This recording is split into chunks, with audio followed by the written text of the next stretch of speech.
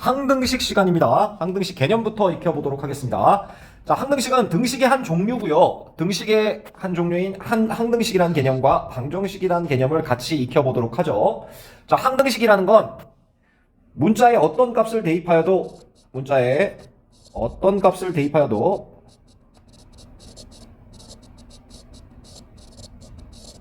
말뜻에서 그대로 나오듯이 항상 성립하는 등식,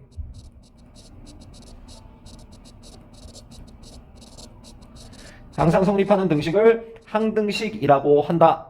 예를 들어서 EX는 EX, X에 어떤 값이 들어가도 좌변, 우변이 같게 되겠죠? 이런 것을 항상 성립하는 등식, 항등식이라고 한다. 익혀두셔야 되겠습니다. 그거에 대비해서 방정식은 문자의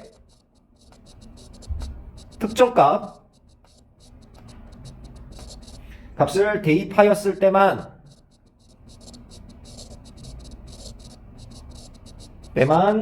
성립하는 등식,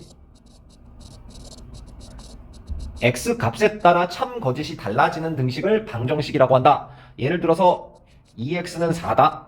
그러면 x에다 2를 대입했을 때만 이 식이 성립하게 되겠죠? 이런 식의 등식을 방정식이라고 한다. 항등식과는 구별하자 라는 내용이 되겠습니다. 자, 항등식 문제를 이제 쭉 보시게 될 텐데요. 항등식 문제는 이런 식의 표현이 나온다. 익혀두자 라는 내용이 되겠습니다. 어떤 내용이 나오냐면 문제 지문에 x의 값에 관계없이 라는 지문이 등장하면 이게 x에 대한 항등식이구나 식별하시면 되겠고요. 비슷한 표현들 몇 개 익혀보고 가죠. 모든 x에 대해서 이런 지문이 나와도 이 문제는 항등식이다 판단하시면 되겠습니다. 임의의 x에 대해서 동일하게 항등식 표현이고요. 어떤 x 값에 대하여도 모두 항등식을 요구하는 문제 지문이 되겠습니다. 이런 지문 표현이 나오면 항등식이구나 한 번씩 체크하고 가주시면 되겠습니다. 한 번만 읽고 가죠. x 값에 관계없이 모든 x에 대하여, 임의의 x에 대하여, 어떤 x 값에 대하여도 이런 지문이 나오면 모두 항등식 문제구나 라고 판단하시면 되겠습니다. 자, 그럼 문제 풀어보시면서 한번 익혀보도록 하죠. 식이 쭉 나와 있습니다. x에 대한 항등식이 된다 라고 나와 있고요. 식은 x에 대한 내림차순으로 현재 정리되어 있는 상황입니다. 자, 문제 보시면 x 값이 어떻게 변하더라도, 여기 있는 x 값이요, 변하더라도 항상 0이 성립한다 라는 항등식이 되겠죠. 그러면 이 앞에 달려있는 개수인 이쪽 0, 이쪽 0, 이쪽 0이 돼야지만 식이 항상 성립한다 판단하시면 되겠네요. 자, 그래서 A는 1, B는 마이너스 1, C는 3 결론 내려주시면 되겠습니다. 가볍게 필기하시고요. 넘어가겠습니다. 자, 미정계수법이라는 단원입니다. 정해지지 않는 개수를 구하는 단원이고요. 말뜻을 한번 적어보고 가면 등식에 정해져 있지 않은 개수를 찾는 법입니다. 개수를 정하는 법. 두 종류가 있는데요. 직접적으로 개수를 양변을 비교해서 하는 개수비교법이 첫 번째 있을 수 있고요. 개수비교법이요. 두 번째는 수치를 항등식이다 보니까 숫자를 마음대로 대입할 수 있는데요. 숫자를 대입해서 찾는 수치 대입법이 있습니다. 기본적으로 개수비교법은 쉽게 하실 수 있고요. 어떨 때 수치대입법을 쓴다라는 것만 식별을 해주시면 되는데, 지금 밑에 문제 수치대입법 문제를 가져왔습니다. 문제 한번 확인하시죠. 지금 식이 있는데 이런 식의 식이 정리되어 있고요. 우리는 A, B, C 값을 구하는 게 목적인 문제가 되겠습니다. 다 풀어 헤쳐서 개수를 비교해도 항등식이니까 풀리겠지만요. 이것은 대놓고 수치를 대입하면 편하다라는 문제 유형이 되겠습니다. 그래서 어떤 수치를 대입해야 하느냐라고 봤을 때 여기 보시면 x를 인수로 갖고 있고 얘는 x를 인수로 갖고 있지 않죠? 그러니까 여기다 그런 식으로 보면 x에다가 0을 먼저 대입해 주시면 a 값을 구할 수 있고요. x에다가 동일하게 마이너스 1 값을 대입하시면요. 여기랑 여기는 마이너스 1을 인수로 갖고 있는데 이쪽은 안 갖고 있죠? 그러니까 B 값이 구해질 겁니다. 여기서 A, 여기서 B. X에다가 E 값을 대입하면 C를 구해낼 수 있다라는 내용이 되겠습니다. 직접 한번 대입하면서 풀어볼까요? X에다 0을 대입하면요. 좌변은 마이너스 2가 되고요. 우변은 마이너스 2A 연산되겠네요. A는 1 결론 내리시면 되겠습니다. 자, X에다 마이너스 1 대입하면요. 2 더하기 6 마이너스 2는 3B 확인하실 수 있고요. B는 2 결론 나옵니다.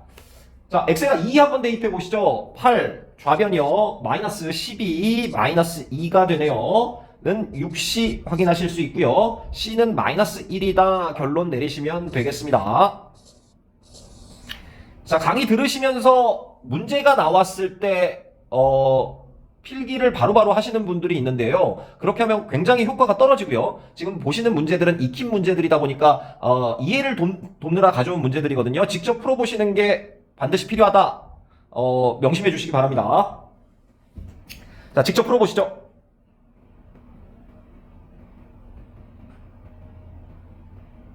넘어가겠습니다. 조금 빠르다 싶으신 분들은 멈춰놓고 필기하시는 거 추천드립니다. 자, 문제 익히고 계십니다. 세 번째 문제 가져왔고요. 문제 한번 보시죠. 이런 식이 나와 있습니다. K의 값에 관계없이 라는 지문이죠. K에 대한 항등식, K에 대한 항등식 이란 표현이죠. 그러면 무슨 작업부터 하셔야 되죠? K에 대한 내림차순 정리 처음 하셔야 될 작업입니다. 내림차순 정리 한번 해보도록 하겠습니다. K 달린 놈과 안 달린 놈 구별해서 써주셔야 되는 거죠. 2x 더하기 y 마이너스 1 K 달린 놈들이고요. K 안 달린 놈들은 마이너스 x 플러스 y 마이너스 7은 0이다. 체크해 주시면 되겠습니다. 지금 K에 대한 항등식이니까요. 이 친구가 지금 미쳐 날뛰는 거죠. 그러면 여기도 0, 여기도 0이 돼야지만 이 식이 항상 성립할 수 있겠죠. 자, 써보면 2x 더하기 y 마이너스 1은 0. 이걸 기억이라고 명명하고요. 마이너스 x 더하기 y 마이너스 7은 0. 니은이라고 명명하겠습니다. 연립하시면 되고요. 기억에서 니은을 빼주시면 되겠네요. 니은을 빼주시면 3x 더하기 6은 0. x는 마이너스 2 나오고요. 이걸 기억식이나 니은식에 넣으면 y는 5다까지 정리하실 수 있겠습니다. 직접 풀어보시죠. 넘어갈게요.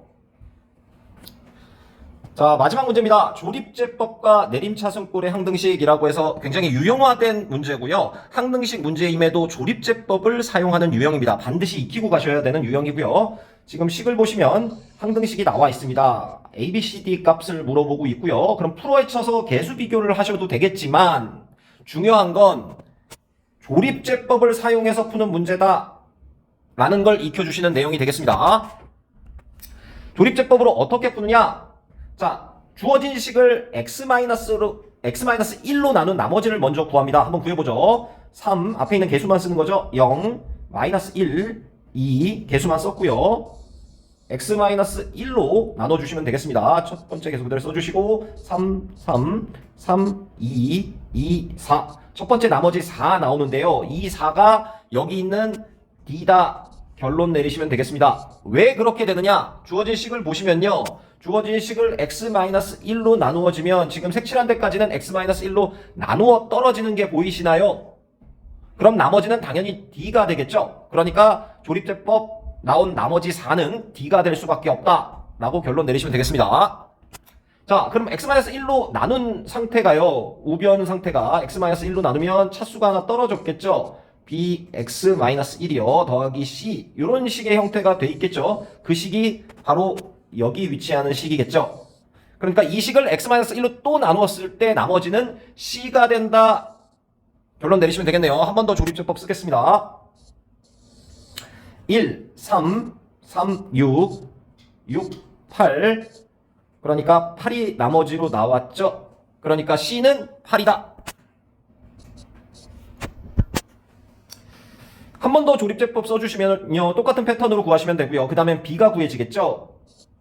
1, 3, 3, 9. 지금 보시는 이 구가 뭐다? B다. 결론 내리시면 되고요. 마지막 맨 앞에 있는 개수 3은 A다. 결론 내리시면 되겠습니다. 항등식 문제임에도 조립제법을 쓰는 문제 유형이고요. 반드시 익히고 가야 되는 중요한 내용의 문제가 되겠습니다. 자, 여기까지입니다. 고생하셨습니다.